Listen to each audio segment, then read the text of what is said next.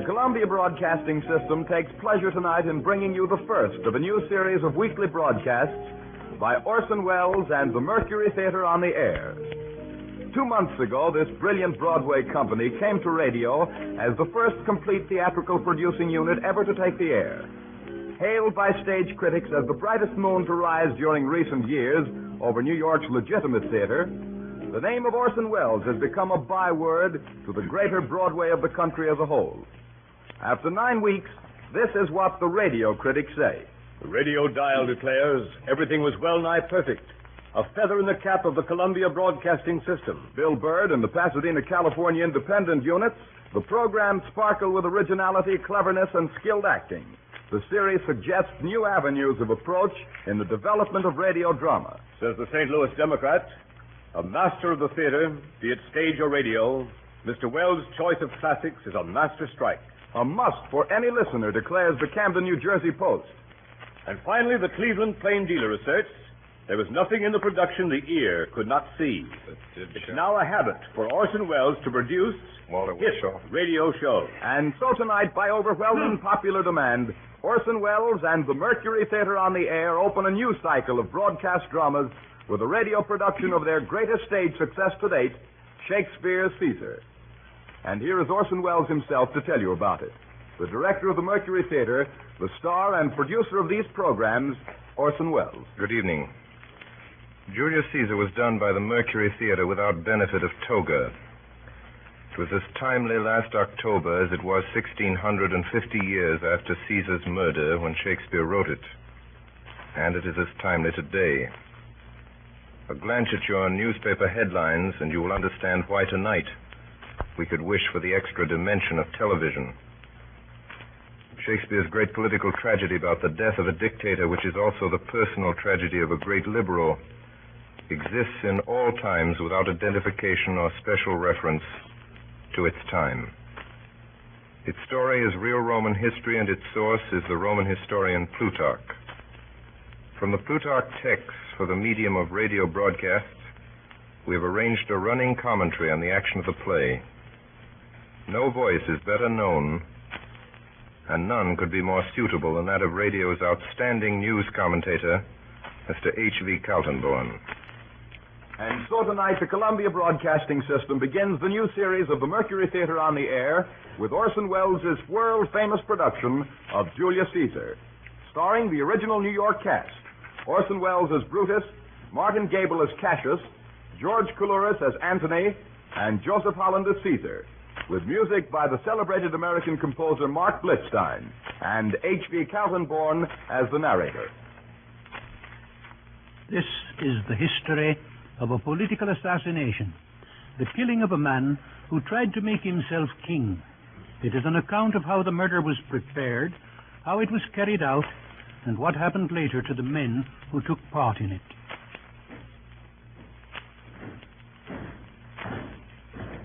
When the Civil War was ended, Caesar was 55. By Pompey's death, he had made himself the most powerful man in the empire. His countrymen, in the hope that the government of a single person would give them time to breathe after so many civil wars and calamities, now made him dictator for life.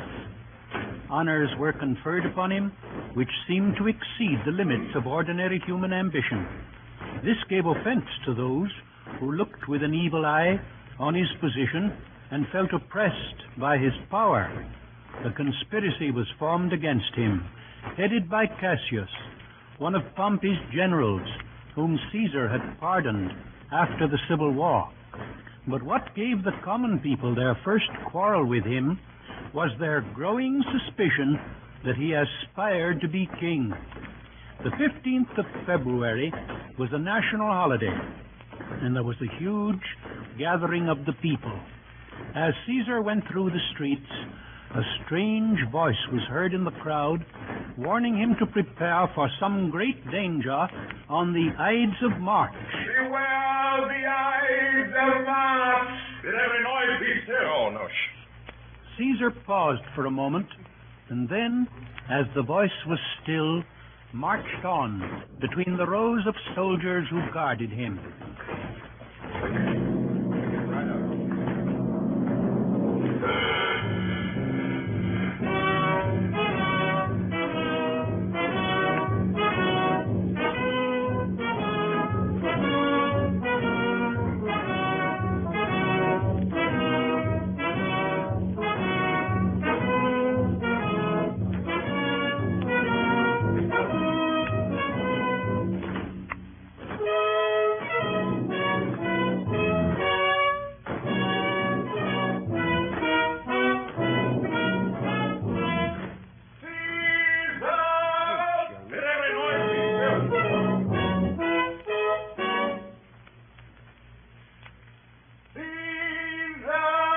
Cease yet again. Who is it in the throng that calls on me? Mark Antony. Caesar, my lord. I hear a tongue shriller than all the music cry Caesar. Caesar! Ah, who calls? Speak! Caesar is turned to hear. Beware of the Ides of March! What man is it? What sayest thou to me? Speak once again. A soothsayer bids you beware the Ides of March. Set him before me. Let me see his face. Come from the throng. Look upon Caesar. He is a dreamer. Let us leave him.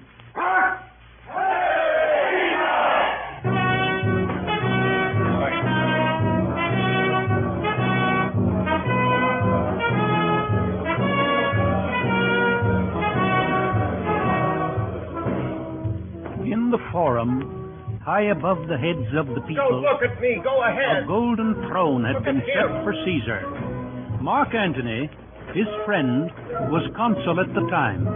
When he came into the forum and the people made way for him, he went up and reached to Caesar a crown wreathed with laurel. Upon this there was a shout, but only a small one, made by the few who were planted there for that purpose. And when Caesar refused the crown, there was universal applause. Later, Caesar's statues were found with royal diadems on their heads.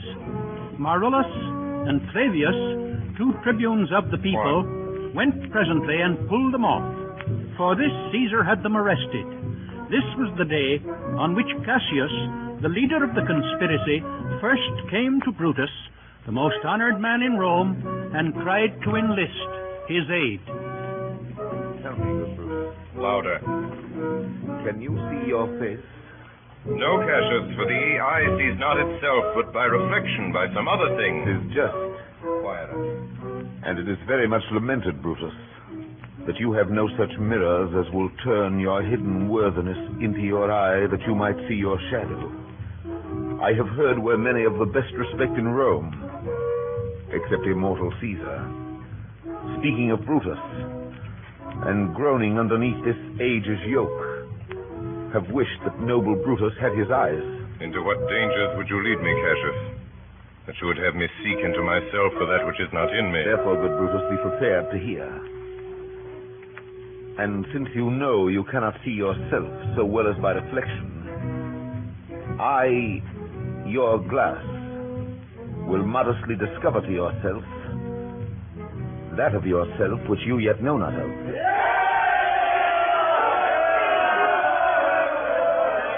What means this shouting? I do fear the people choose Caesar for their king. Don't kill do you people. fear it? Then must I think you would not have it so? I would not, Cassius, yet I love him well. But wherefore do you hold me here so long? What is it you would impart to me? I cannot tell what you or other men may think of this life. But for my single self, I had as lief not be as live to be in awe of such a thing as I myself. I was born free as Caesar, so were you. We both have fed as well. We can both endure the winter's cold as well as he. For once, up in a raw and gusty day, the troubled Tiber chafing with her shores, Caesar said to me, darest thou, Cassius, now leap in with me into this angry flood and swim to yonder point? Up in the word, accoutred as I was, I plunged in and bade him follow. And so indeed he did. The torrent roared, and we did buffet it with lusty sinews, throwing it aside and stemming it with hearts of controversy. But ere we could arrive the point proposed, Caesar cried, "Help me, Cassius, or I sink." I, as Aeneas, our great ancestor, did from the flames of Troy upon his shoulder the old Anchises bear, so from the waves of Tiber did I, the tired Caesar. And this man has now become a god. And we, petty men, walk under his huge legs and peep about to find ourselves dishonorable graves. Men at some time are masters of their fates. The fault, dear Brutus, is not in our stars, but in ourselves that we are underlings.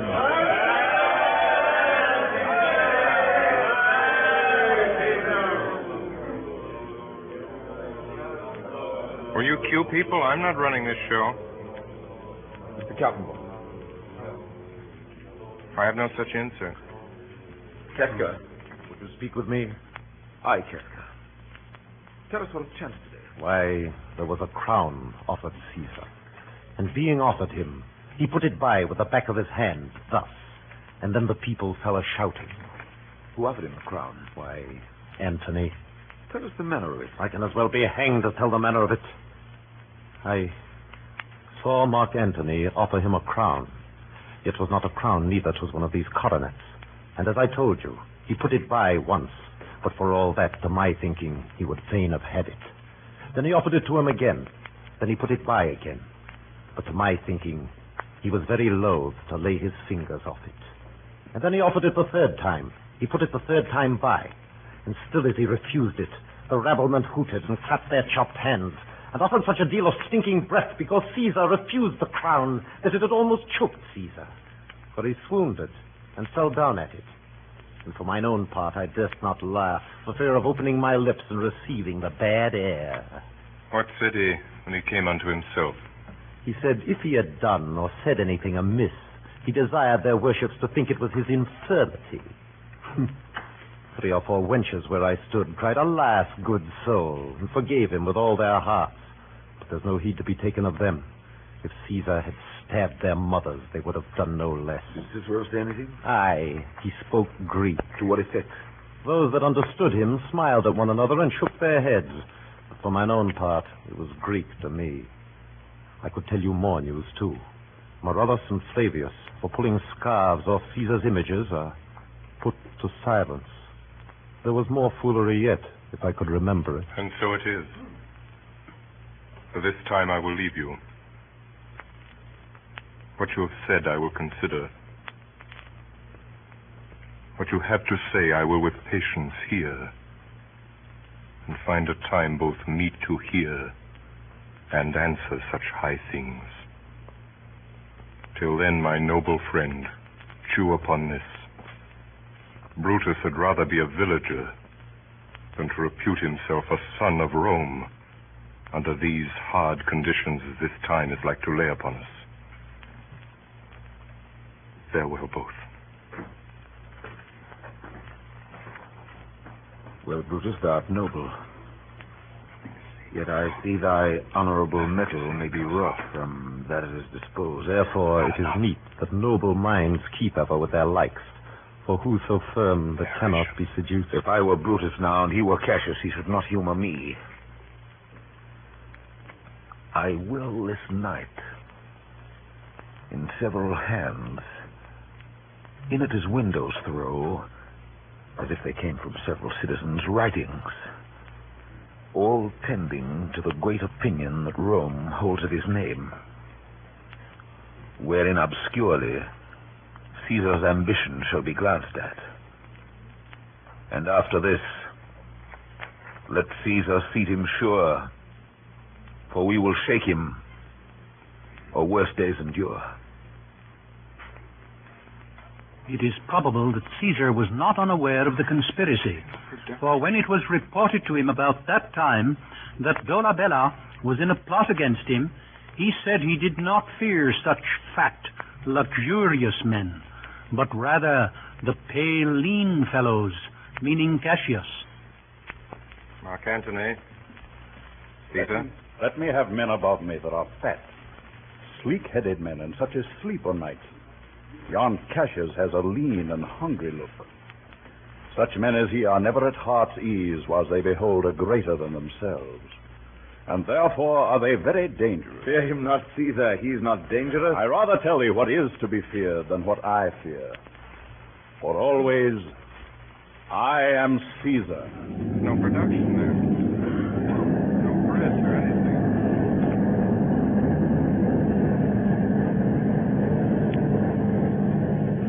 In the weeks before the murder, many strange prodigies and apparitions were observed.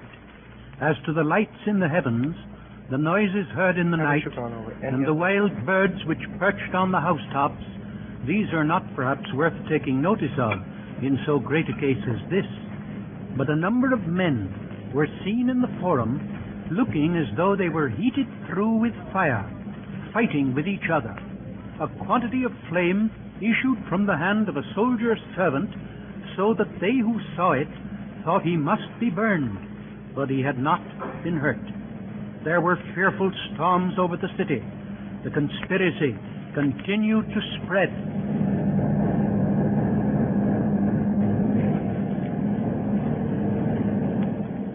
Who's there? A Roman. Cassius, by your voice. Your ears. Good evening, sir. Brought you Caesar home? What night is this? A very pleasing night to honest men. I got you moved when all the sway of earth shakes like a thing in turn. Oh, Cassius, I have seen tempests when the scolding winds have rived the knotty oaks. And I have seen the ambitious ocean swell and rage and foam to be exalted with the threatening clouds. But never till tonight, never till now, did I go through a tempest dropping fire. I saw you anything more wonderful?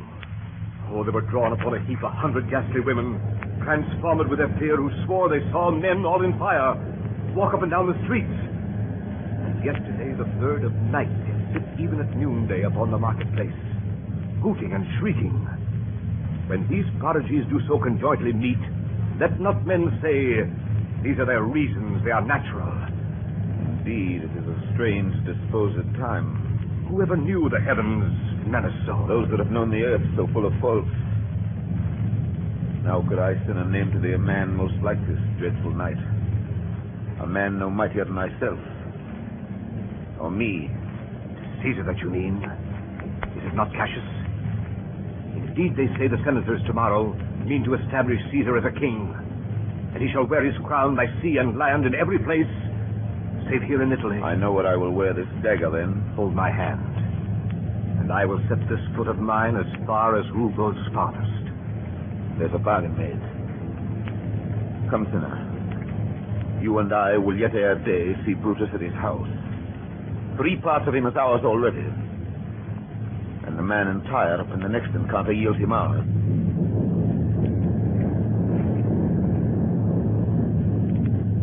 Still Brutus hesitated, and still the conspirators tried to win him to their cause. Letters were placed where he would find them. You are asleep, Brutus. You are no longer Brutus. Brutus, thou sleepst. Awake and see thyself. Shall Rome speak, strike, regress? Brutus, thou sleepst. Awake. Such instigations have been often dropped where I've took them up.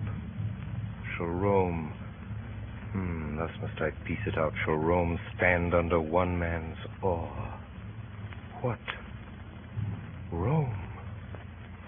My ancestors did from the streets of Rome the Tarquin drive, when he was called a king. It must be by his death. And for my part, I know no personal cause to spurn at him, but for the general, he would be crowned. How that might change his nature, there's the question. It is the bright day that brings forth the adder, and that craves wary walking. Crown him. That. And then I grant we put a sting in him that at his will he may do danger with. The abuse of greatness is when it disjoins remorse from power. And to speak truth of Caesar, I have not known when his affection swayed more than his reason. but 'tis a common proof that lowliness is young ambition's ladder, whereto the climber upward turns his face. But when he once attains the upmost round, he then unto the ladder turns his back, looks in the clouds, scorning the base degrees by which he did ascend. So Caesar may, then, lest he may prevent. In the end, Brutus agreed to meet the conspirators in the garden of his house. The men who came that night were Cassius, Casca, Cinna, Trebonius, and Decius Brutus. It was decided that Caesar should be killed in the Senate on the 15th of March, the day on which the crown would again be offered to him. Shall no man else be touched but only Caesar? This is well urged. I think it is not meet Mark Antony, so well beloved of Caesar, should outlive Caesar. We shall find him a shrewd contriver, and you know his means, if he improve them, may well stretch so far as to annoy us all, which to prevent. Let Antony and Caesar fall together. Our course will seem too bloody, Caius Cassius, to cut the head off and then hack the limbs. For Antony is but a limb of Caesar. Let us be sacrificers, but not butchers, Caius. We all stand up against the spirit of Caesar, and in the spirit of men there is no blood. Oh, that we could come by Caesar's spirit and not dismember Caesar. But alas, Caesar must bleed for it. Quiet in the studio. And gentle friends, let's carve him. The dish fit for the gods. Not hew him as a carcass fit for hounds. Count the clock. The morning comes upon us. We leave you, Brutus. Give me your hands all over one by one. Let us swear our resolution. Jesus. No, not an oath. It's not the face of men, the sufferance of our souls, the time's abuse. If these be motives weak, break off betimes, and every man hence to his idle bed. So let high-sighted tyranny range on, till each man drop by lottery. But if these, as I'm sure they do, bear fire enough to kindle cowards and to steal with valor the melting spirits of women, then, countrymen, what need we any spur but our own cause to prick us to redress? What other bond than secret Romans that have spoke the word and will not falter? And what other oath than honesty, to honesty engaged, that this shall be, or we will fall for it? Music. On the 14th of March, the day before the assassination, Caesar supped with Marcus Lepidus, and as he was signing some letters, and according to his custom, as he sat at table, there arose a question of what sort of death was the best, at which he immediately, before anyone could speak, said, "A sudden one." After this, as he was in bed with his wife, all the doors and windows of the house flew open together. He was startled at the noise and the light which broke into the room, and sat up in his bed, where, by moonlight, he perceived his wife fast asleep, but heard her utter in her dream some indistinct words and inarticulate groans. She fancied at that time she was weeping over Caesar and holding him butchered in her arms. When it was day, she begged Caesar not to leave the house, but to adjourn the Senate to another time. Caesar laughed at her fears, and when the time was come, he started for the capital. On his way, he was handed a paper in which the whole plot was disclosed with the names of the conspirators. After his death, it was found still unopened. When Caesar entered, the Senate stood up to show their respect for him.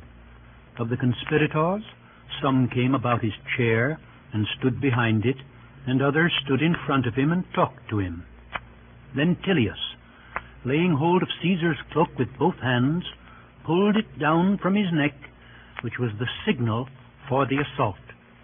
Casca, that stood behind him, gave him the first wound in the neck. It was not mortal, and Caesar turned and put his hand on the dagger and kept hold of it. The conspirators closed around him with their naked knives in their hands. Which way soever he turned, he was met with blows and saw their blades leveled at his face and eyes, for it had been agreed that they should each of them make a thrust at him and flesh themselves with his blood, for which reason Brutus also gave him one stab in the groin. Some say that he fought and resisted all the rest.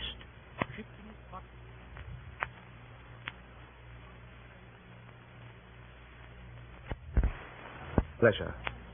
Live 1,000 years, I shall not find myself so apt to die as here by Caesar, and by you cut off, the choice and master spirits of this age. Oh, Antony, beg not your death of us. What compact mean you to have with us? Will you be pricked in the number of our friends? Friends, am I? With you all, and love you all, upon this hope that you shall give me reasons why and wherein Caesar was dangerous. Our reasons are so full of good regard that were you Antony, the son of Caesar, you should be satisfied. That's all I seek. And am moreover suitor that I may produce his body in the marketplace, and in the pulpit, as becomes a friend, speak in the order of his funeral. You shall, Mark Antony. Brutus, a word with you. You know not what you do. Do not consent that Antony speak in his funeral. Know you how much the people may be moved by that which you will utter? By your pardon. I will myself into the pulpit first. Mark Antony, here take you Caesar's body. You shall not in your funeral speech blame us, but speak all good you can devise of Caesar and say you do it by our permission. Else shall you not have any hand at all about his funeral. You shall speak in the same pulpit whereto I am going, after my speech is ended. Be it so. I do desire no more. Prepare the body, then. Follow us. Then Antony was left alone with the body of the man he loved best and admired most in the world. O mighty Caesar, dost thou lie so low? Are all thy conquests, glories, triumphs, spoils, front to this little measure? That I did love thee, Caesar, oh, 'tis true. If then thy spirit look upon us now, shall it not grieve thee dearer than thy death to see thy Antony making his peace, shaking the bloody fingers of thy foes? Most noble, in the presence of thy corse, had I as many eyes as thou hast wounds, weeping as fast as they stream forth thy blood, it would become me better than to close in terms of friendship with thine enemies. Oh, pardon me, thou bleeding piece of earth, that I am meek and gentle with these butchers. Thou art the ruins of the noblest man that ever lived in the tide of times. Woe to the hand that shed this costly blood. Over thy wounds now do I prophesy, which like dumb mouths do ope their ruby lips to beg the voice and utterance of my tongue. A curse shall light upon the limbs of men. Domestic fury and fierce civil strife shall cumber all the parts of Italy. Blood and destruction shall be so in use, and dreadful objects so familiar, that mothers shall but smile when they behold their infants quartered with the hands of war, and see the spirit ranging for revenge, with Ate by his side come hot from hell, shall in these confines with a monarch's voice cry havoc and let slip the dogs of war.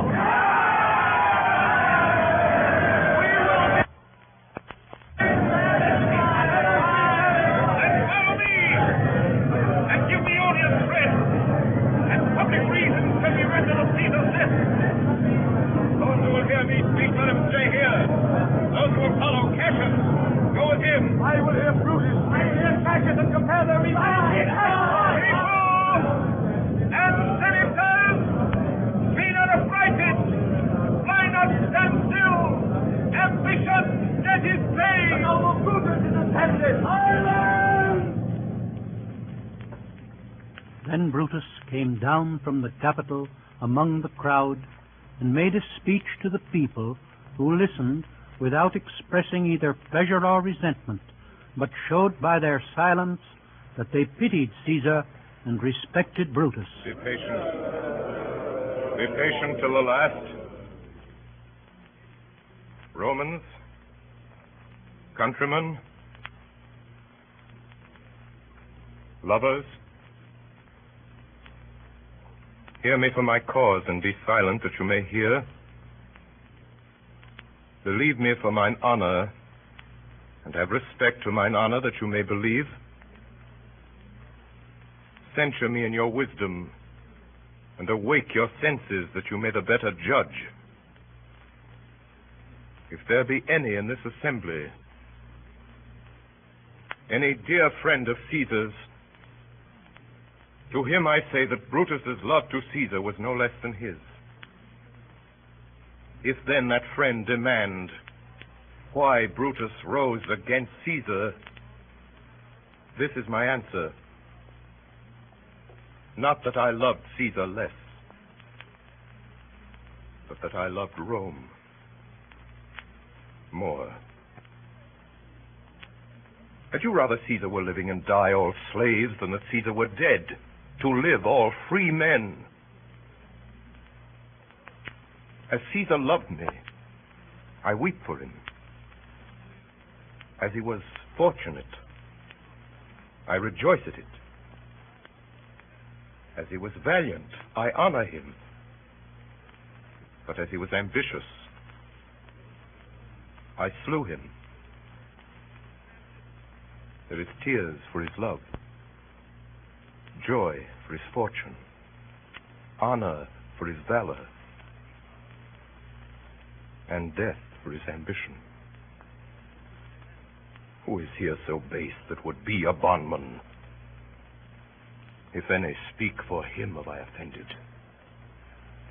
Who is here so rude that would not be a Roman? If any, speak for him have I offended.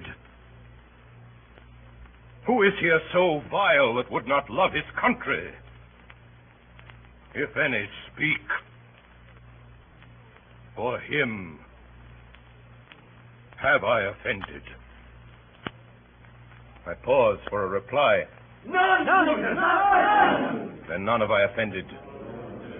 I've done no more to Caesar than you will do to Brutus. Here comes his body, mourned by Mark Antony, who, though he had no hand in his death, shall receive the benefit of his dying, a place in the commonwealth, as which of you shall not. Good countrymen, let me depart alone, and for my sake stay here with Antony, do grace to Caesar's corpse, and grace his speech, tending to Caesar's glories, which Mark Antony, by our permission, is allowed to make. I do entreat you, not a man depart, save I alone, till Antony have spoke. With this I depart, that as I slew my best lover for the good of Rome, I have the same dagger for myself when it shall please my country to need my death. You are listening? You are listening to the CBS presentation of Orson Welles and the Mercury Theater on the Air in the first of a new series of Sunday night dramatic productions. The performance of Caesar will continue in just a moment. This is the Columbia Broadcasting System. Orson Welles and the Mercury Theater on the Air in Caesar, presented with the original Mercury Theater cast and with Orson Welles in the role of Brutus. When Brutus was gone, the body of Caesar was brought out into the forum, all mangled with wounds, and Antony made a funeral oration to the people in praise of Caesar, and finding them moved by his speech, he unfolded the bloody garment of Caesar and showed them in how many places it was pierced, and the number of his wounds. He also told them at this time of Caesar's will, in which it was found that he had left a considerable legacy of money to each one of the Roman citizens. For Brutus' sake, I am beholding to you. What does he say of Brutus? He says for Brutus' sake he finds himself beholding to us all. Seek no harm of Brutus here. Caesar was a tyrant. Bless the Roman rid of him. Gentle Romans. Friends, Romans, countrymen, lend me your ears. Let us see what Antony can say. I come to bury Caesar, not to praise him. The evil that men do lives after them. The good is oft interred with their bones. So let it be with Caesar. The noble Brutus hath told you Caesar was ambitious. And it was so. It was a grievous fault. And grievously hath Caesar answered it. Here, under leave of Brutus and the rest, for Brutus is an honorable man. So are they all honorable men. Come I to speak in Caesar's funeral. He was my friend, faithful and just to me. But Brutus says he was ambitious, and Brutus is an honorable man. He hath brought many captives home to Rome, whose ransoms did the general coffers fill. Did this in Caesar seem ambitious? When that the poor have cried, Caesar hath wept. Ambition should be made of sterner stuff. Yet Brutus says he was ambitious, and Brutus is an honorable man. You all did see that on the Lupercal I thrice presented him a kingly crown, which he did thrice refuse. Was this ambition? Yet Brutus says he was ambitious, and sure, he is an honorable man. I speak not to disprove what Brutus spoke, but here I am to say what I do know. You all did love him once, not without cause. What cause withholds you then to mourn for him? O judgment, thou art fled to brutish beasts, and men have lost their reason. Bear with me. My heart is in the coffin there with Caesar, and I must pause till it come back to me. Methinks there is much reason in his saying. Thou consider rightly the matter. Caesar has had great wrong. I hear there was a word come in his place. Mark ye his word, he would not take the crown. He would not take the crown. Therefore, it certainly was not ambitious. If he found so, some will purify. Poor and over that road, and today I was weak.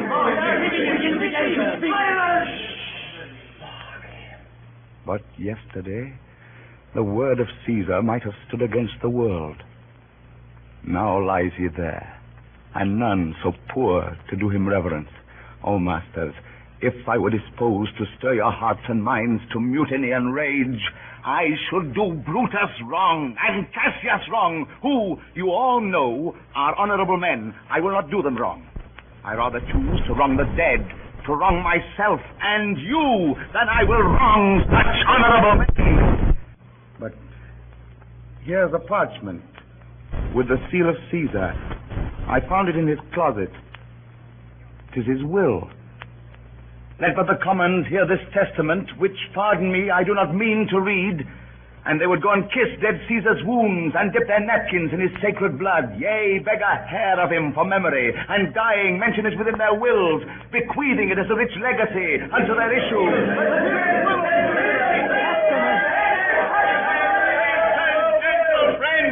I must not read it. It is not meet you know how Caesar loved you. You are not wood, you are not stones, but men. And being men, hearing the will of Caesar, it would inflame you, it would make you mad. Yes, it is good you know not that you are his heirs.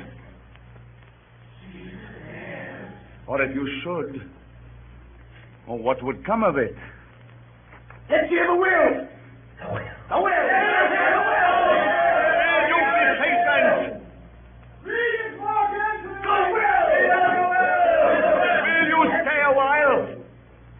I have o'ershot myself to tell you of it. Here I wrong the honorable man whose daggers have stabbed Caesar. I do fear it. That's the will. The will.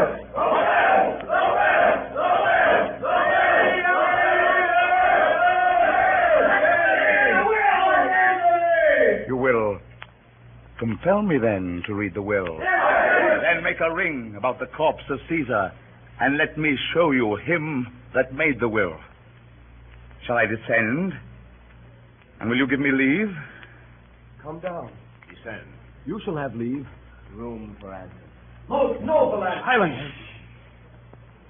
A ring. Stand round. Stand from the hearse. Stand back. Room for Antony. Stand back. If you have tears, prepare to shed them now. You all do know this mantle, I remember the first time ever Caesar put it on. It was on a summer's evening in his tent. That day he overcame the nervii. Look, in this place ran Cassius' dagger through. See what a rent the envious Casca made. Through this the well-beloved Brutus stabbed, and as he plucked his cursed steel away, mark how the blood of Caesar followed it as rushing out of doors to be resolved if Brutus so unkindly knocked or no. For Brutus, as you know, was Caesar's angel. Judge, O ye gods, how dearly Caesar loved him. For when the noble Caesar saw him stab, ingratitude, more strong than traitor's arms, quite vanquished him. Then burst his mighty heart, and in his mantle muffling up his face, even at the base of Pompey's statue, which all the while ran blood, great Caesar fell. Oh, what a fall was there, my countrymen. Then I, and you, and all of us fell down, whilst bloody treason flourished over us. Now you weep, and I perceive you feel the dint of pity. These are gracious drops. Kind souls, what, weep you when you but behold our Caesar's vesture wounded? Look you here. Here is himself, marred as you see with traitors.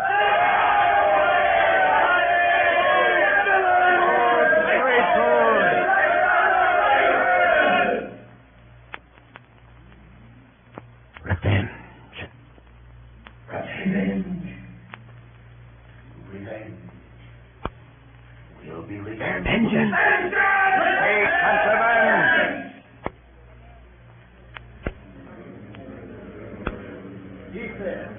Here's the noble Antony. We'll hear him. We'll follow him.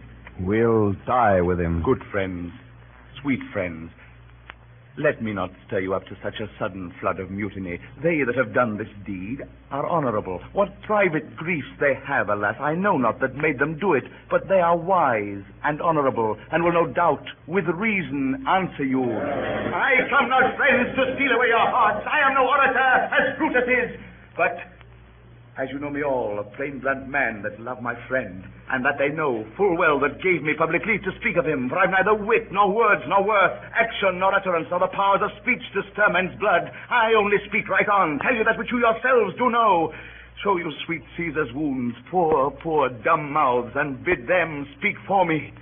But were I Brutus, and Brutus Antony, there where an Antony would ruffle up your spirits and put a tongue in every wound of Caesar that should move the stones of Rome to rise and mutiny.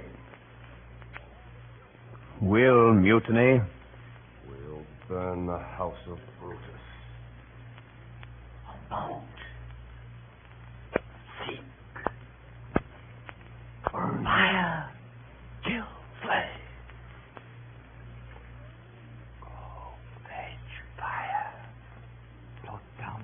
Down walls. Why, friends, you go to do you know not what. Wherein hath Caesar thus deserved your love? Alas, you know not. I must tell you then. You have forgot the will I told you of. Caesar's will? Here's the will. And under Caesar's seal, he gives to every Roman citizen, to every several man, 75 drachmae. Moreover, he has let go his walks, his private arbors, and new planted orchards on this high Tiber. He has left them you and your heirs forever. Common pleasures to walk abroad and recreate yourselves. Here was a Caesar. When comes such another?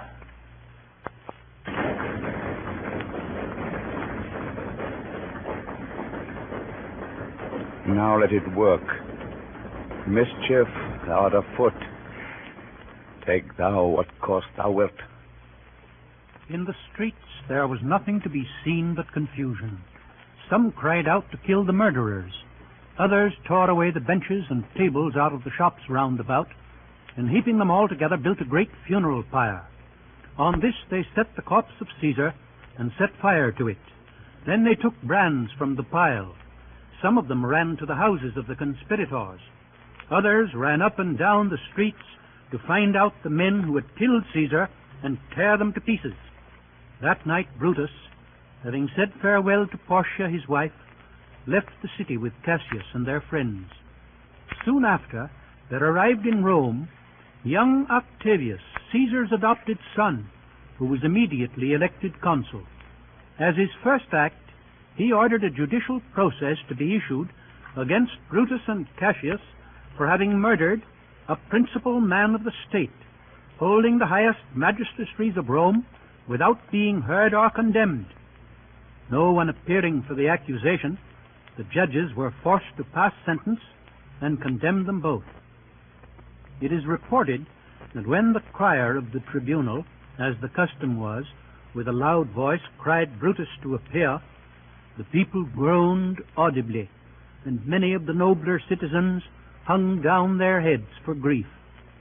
After this, Antony and Octavius made up a list for proscription, in which were set those of their enemies that were designed for the slaughter, amounting to over 200 persons. In the months that followed, the empire was divided into two factions, some going over to Brutus and Cassius, others to Antony and Octavius.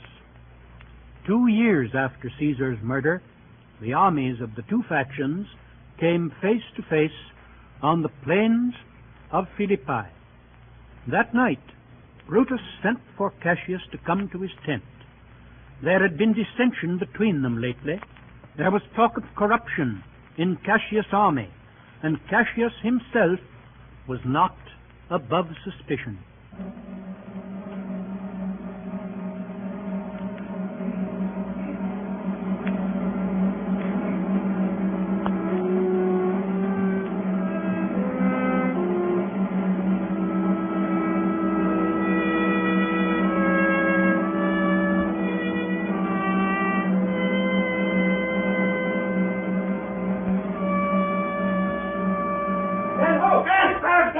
Noble brother, you've done me wrong. Wrong I mine enemies, that if not so, how should I wrong a brother? That you've wronged me disappear in this.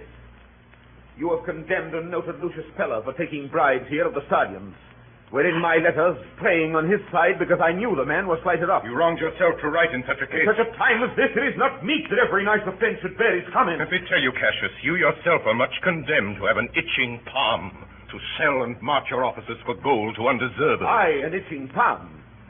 You know that you're Brutus that speaks this, or by the God, this speech, what else you're last. The name of Cassius honors this corruption and chastisement that ever hide its head. Chastisement? Remember March. The Ides of March, remember. Did not great Julius bleed for justice' sake? What villain touched his body that did stab? And not for justice. What? Shall one of us that struck the foremost man of all this world but for supporting robbers, shall we now contaminate our fingers with base bribes and sell the mighty space of our large honors for so much trash as may be grasped thus? I'd rather be a dog and bay the moon than such a Roman. Bait not me, I'll not endure it. You forget yourself to hedge me in. I am a soldier, older in practice, abler than yourself to make conditions. Go to, you are not, Cassius. I am. I say you are not. Urge me no more, I shall forget myself. Tempt me no farther. Away, slight man. Is possible, must I endure all this? All this? I more. Fret till your proud heart break. Must I observe you? Must I stand and crouch under your testy humor? By the gods, you shall digest the venom of your spleen, though it do split you. For from this day forth I'll use you for my mirth, yea, for my laughter when you are waspish.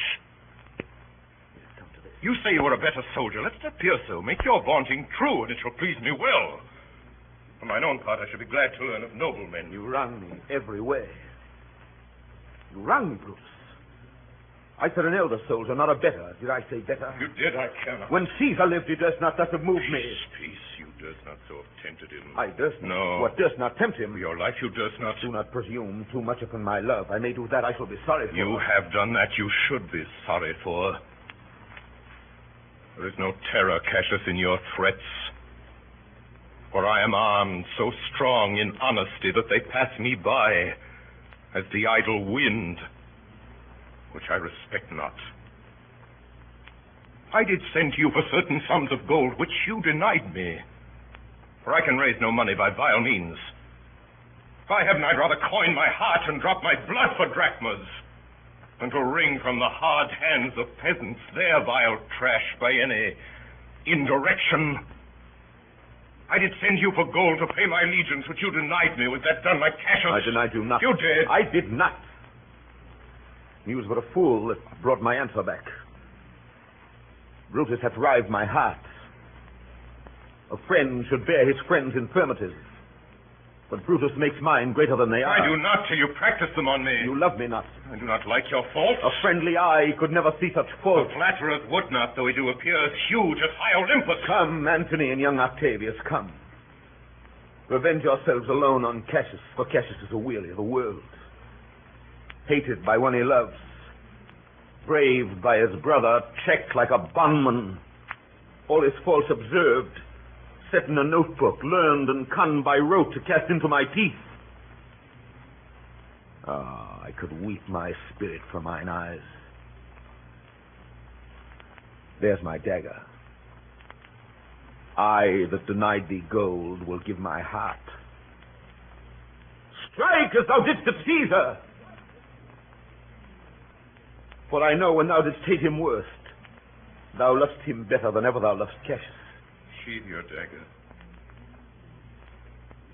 Be angry when you will. It shall have scope. Do what you will. Dishonor shall be humor. Has Cassius lived to be but mirth and laughter to his Brutus? When grief and blood ill-tempered vexeth him? I was ill-tempered, too. Do you confess so much? Give me your hand. And my heart, too. I did not think you could have been so angry. Oh, Cassius. I'm sick of many griefs. Of your philosophy you'll make no use if you give place to... Portia is dead. Portia? She's dead. Mark Antony have made themselves so strong. But with her death, that tidings came. With this, she fell distract. And died so? Even so. Deep of night has crept upon our talk. There's no more to say. No more. Good night. Early tomorrow will we rise and hence. Noble, noble Cassius. Good night. And good repose. Lucius. Here, my good lord. What, thou speakst drowsily. Poor knave, I blame thee not. Thou art all watched. Look, Lucius, here's the book I sought for so. I was sure your lordship did not give it me. Bear with me, good boy. I'm much forgetful. Canst thou hold up thy heavy eyes a while and touch thy instrument a strain or two? Aye, my lord. And please you. It does, my boy. Trouble thee too much, if thou art willing. It is my duty, sir. Should not urge thy duty past thy might. I know young bloods look for a time of rest. I have slept already. It was well done. I shall sleep again. I'll not hold thee long. If I do live, I will be good to thee. Orpheus with his lute made trees and mountain tops that freeze bow themselves when he did sing. Da-dum, dee-dee-dum. To his music plants and flowers ever sprang as sun and showers. There had made a lasting spring. Da-dum, dee-dee-dum. Everything that heard him play even the billows of the sea hung their heads and then lay by. In sweet music is such art, killing care and grief of heart. Fall asleep or hearing die. Dee-dee-dum, dum, dee-dee-dum.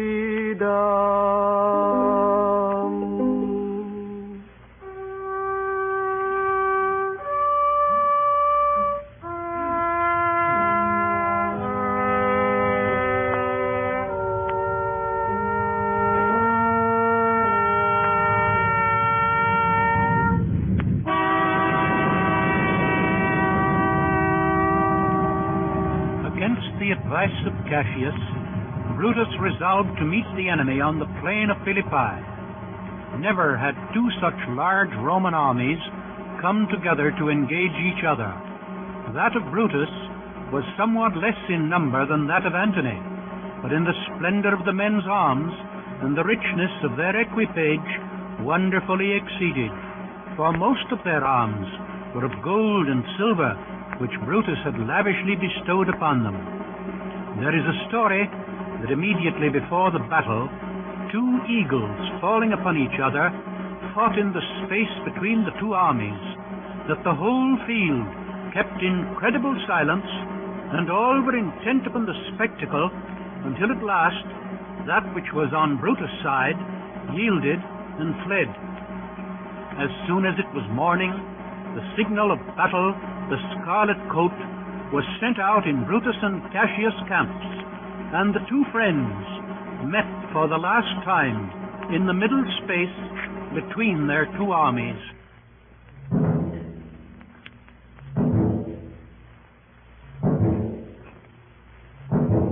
Now, most noble Brutus, if we do lose this battle, then is this the very last time that we shall speak together?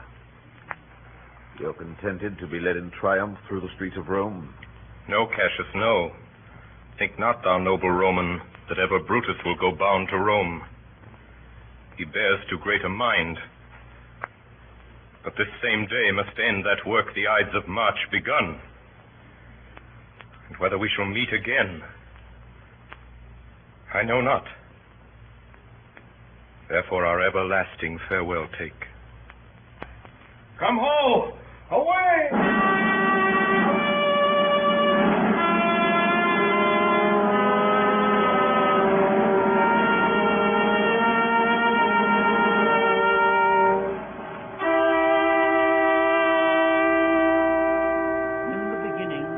The tide of battle was with Brutus. The right wing which he commanded drove back their opponents with great slaughter. Then they fell upon that part of Octavius' army which was exposed and separated, and pursued them toward the sea. During this time, however, Cassius, with the main body of the army, was retreating before the attack of Antony. Expecting Brutus to come to his aid, and acting by delay and expectation, rather than boldly and with a clear purpose, soon Cassius saw his whole army begin to give way. He did as much as ever he could to hinder their flight and bring them back, and snatching a flag out of the hand of one that fled, he stuck it at his feet and begged them to stand with him and fight. When he found that he could not even keep his own personal guard together, Cassius retired to an empty tent, taking along with him only Pindarus, one of his freemen, and pulling his cloak over his head, he made his neck bare and held it forth to Pindarus, commanding him to strike. Cassius' head was found severed from his body, and beside it was found the same knife with which he had stabbed Caesar in the Senate house.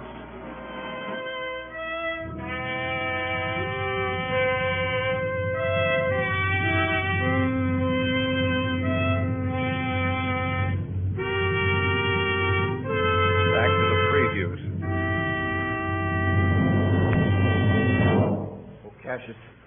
Brutus gave the word too early, who, having some advantage on Octavius, took it too eagerly. His soldiers fell to spoil, whilst we by Antony are all enclosed. This day I breathe it first. Time is come round, and where I did begin, there shall I end. My life is run its compass. Come hither, Sirrah. And with this good sword that ran through Caesar's bowels, search this bosom. Stand not to answer. Here, take from the hilt. And when my face is covered, as 'tis now, guide thou the sword. Caesar, thou art revenged, even with the sword that killed thee.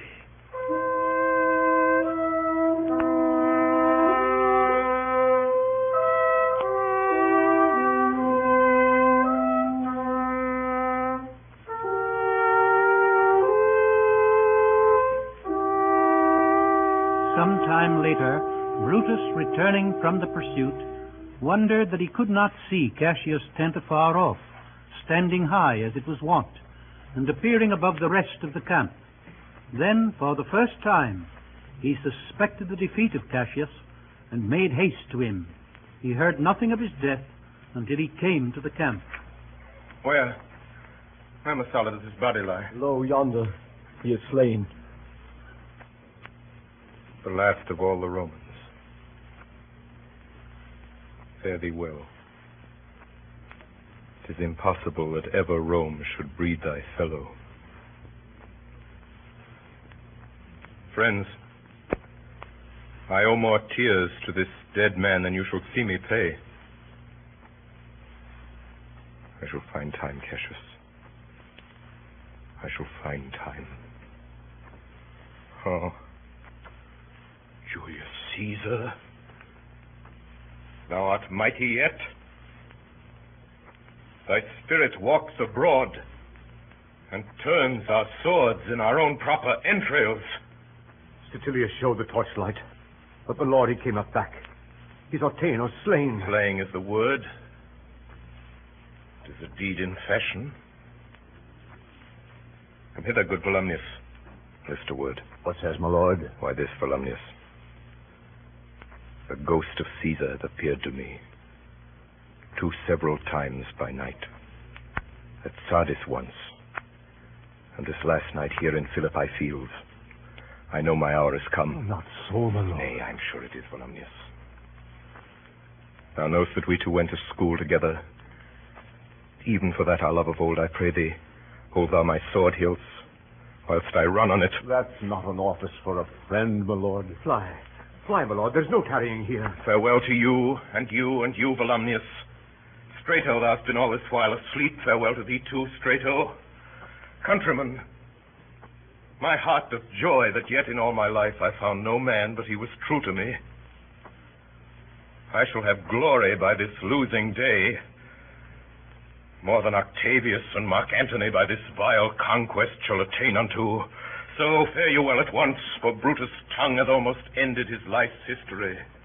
Night hangs upon mine eyes, my bones would rest that have but labored to attain this hour. Fly, my lord, fly. Hence I will follow. For Christ's sake, I prithee, Strato, hold thy lord. Thou art a fellow of a good respect. Thy life hath had some smatch of honor in it. Hold then my sword. Turn away thy face. I do run on it. Wilt thou, Strato? Give me your hand first. Fare you well, my lord. Farewell, good Strato. Caesar, now be still. I killed not thee with half so good a will.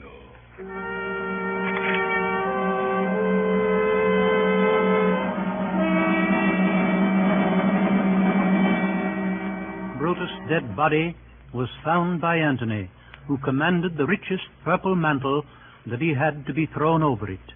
Then, before the assembled armies, he spoke over the body of his enemy. So Brutus should be found. This was the noblest Roman of them all. All the conspirators, save only he, did that they did in envy of great Caesar. He, only on a general honest thought and common good to all, made one of them. His life was gentle, and the elements so mixed in him that nature might stand up and say to all the world, this was a man. Tonight, Orson Welles and the original Mercury Theater cast have produced Caesar, the hit of last year's theatrical season on Broadway, as the first in a new series of weekly hours which the Columbia Broadcasting System will present during the coming months.